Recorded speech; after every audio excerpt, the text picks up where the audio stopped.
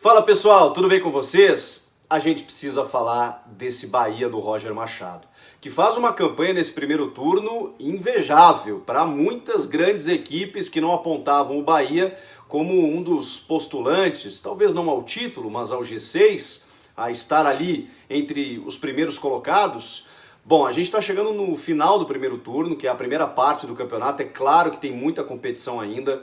Não dá pra gente cravar nada se o Bahia vai para Libertadores, por exemplo, o que seria fantástico, se vai ficar ali nessa posição como está hoje, na sétima colocação, mas vejam só, a gente está falando de um campeonato de muitos concorrentes, muitos mesmo, mais de 5 que podem chegar em primeiro lugar, qualquer uma dessas equipes. É claro, com favoritismo para Flamengo, Palmeiras, Santos, São Paulo, em razão do elenco. O Corinthians não dá para desprezar, vejam só, né? Eu fui falar de favoritismo de um ou dois, já citei 5. Então por que não colocar o Bahia nesse pelotão na frente? Será que vai ter fôlego para aguentar até o final contra essas equipes que têm mais elenco? Bom, essa é a grande questão, esse é o grande desafio. Agora, o Bahia chega aqui, nesse final de primeiro turno, em 18 rodadas, com, nos últimos 8 jogos, uma invencibilidade, com 3 vitórias consecutivas nas últimas 3 partidas. Ganhou partidas como do Vasco recentemente, né, nessa última rodada, ganhou do Atlético Mineiro, ganhou do Flamengo aquele 3-0.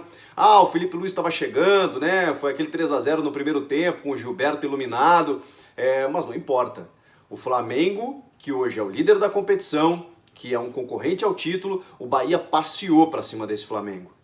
E eu acho que isso não foi ocasional, porque a gente está vendo outros resultados, não apenas resultados, mas o time jogando bem, o time jogando muito bem. Não me surpreende, porque todos sabem, eu acompanho o trabalho do Roger Machado desde que ele surgiu, treinando tanto o profissional do Grêmio como auxiliar. Depois ele saiu para treinar o Juventude, depois o Novo Hamburgo, e aí foi contratado pelo Grêmio como técnico. E aí eu acompanhei bem de perto as suas ideias e o seu trabalho. Depois ele veio e foi para o Atlético Mineiro, ganhou um título lá, mas acabou saindo prematuramente. Depois foi para o Palmeiras, aconteceu tudo que a gente já sabe, mas eu lembro do Palmeiras, do Roger, jogando um futebol interessante. Até que os resultados começaram a não surgir, a pressão é muito forte no Palmeiras e ele acabou caindo para a chegada do Felipão. E agora no Bahia ele consegue construir um trabalho com uma campanha, com uma estrutura muito consistente da sua equipe. Bom, o Gilberto ele é só o vice-artilheiro do Brasil. Todo mundo fala do Gabigol, badala o Gabigol e com justiça, que tem 29 gols na temporada, acho que é isso mais ou menos. O Gilberto tem 26, se não me engano, tá gente? Me perdoe se eu estiver errado, mas ele tá logo atrás do Gabigol como o maior artilheiro do Brasil.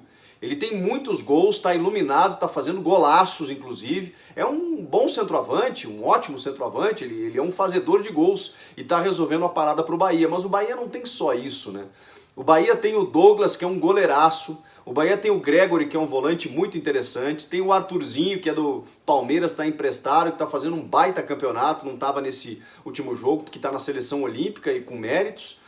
Vejam só que o Bahia, que muita gente colocava como coadjuvante, né? E é normal pelo investimento e tal. O Nino Paraíba, já veterano, fazendo grandes partidas na lateral direita. E se a gente for citar aqui, eu vou acabar encontrando outros jogadores de destaque desse Bahia do Roger. E o que mais me chama a atenção é que o Roger, ele, por exemplo, no Grêmio, quando a gente viu ele mais tempo, que ele teve um trabalho mais consolidado, que foi a prévia do trabalho para o Renato Gaúcho assumir, o Roger implementa, e vejam só, eu não estou tirando o mérito do que o Renato construiu nesses últimos 3 anos no Grêmio, longe disso. Mas o Roger implementa um futebol clássico no Grêmio, que o Grêmio não tinha há muito tempo.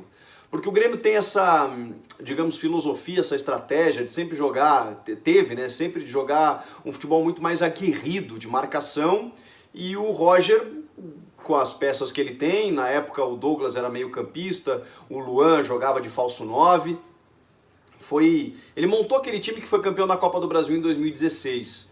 E ele tinha um meio-campo de movimentação ali que funcionava muito bem, especialmente com o Giuliano, que hoje está no futebol árabe, no Al Nassr, se eu não me engano, junto com o Petros lá e tal. O Giuliano, ex-Inter, que teve destaque no Grêmio também, ele fazia uma movimentação no meio que dava opções para o Grêmio ter um futebol de toque de bola. E o Roger gosta desse estilo de jogo, é uma filosofia que ele tem.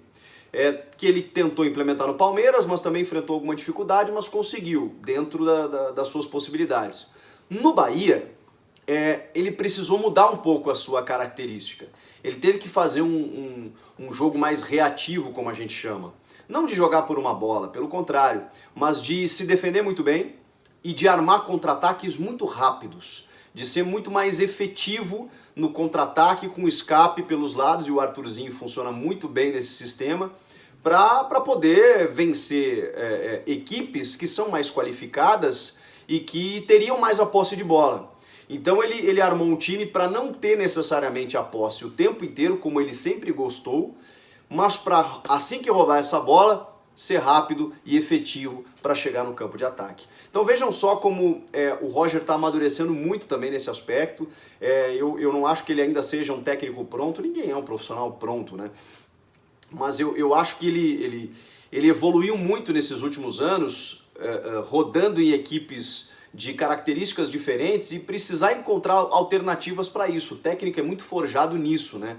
Quando ele encontra uma dificuldade, ele precisa sair dela. E aí que a gente vê a mão do técnico. E ele chegou no Bahia, pegou algumas peças, montou o seu elenco, um time bem interessante, que está tirando ponto de muita gente grande e vai subindo aos pouquinhos. Gente, 8 jogos de invencibilidade, chega aí no final do primeiro turno, com a mesma pontuação do Inter, 1 pontinho atrás do São Paulo, 2 pontinhos atrás do Corinthians, 9 pontos do Flamengo, é verdade que deu uma disparada, mas está ali no bolo. Está à frente de times como o Grêmio, como o Cruzeiro, como o Fluminense, como o Atlético Mineiro. Esse é o Bahia. A gente tem que prestar atenção porque é uma equipe consistente, consolidada, claro, que pode oscilar, tem um turno inteiro ainda pela frente, mas que até aqui já mostrou uma ótima impressão. E a mim, de novo, não surpreende. Claro que o desafio era muito maior, você fazer campanha no Bahia do que no Palmeiras, no Atlético Mineiro ou no Grêmio, como equipes do qual ele já treinou. Mas no Bahia ele está fazendo muito bonito. Tá bacana de ver esse Bahia, esse tricolor da boa terra. Você gostou do vídeo? Dá um likezinho e comenta aqui embaixo. E não esquece de te inscrever no canal. Vamos juntos. Um abraço, até a próxima. Tchau!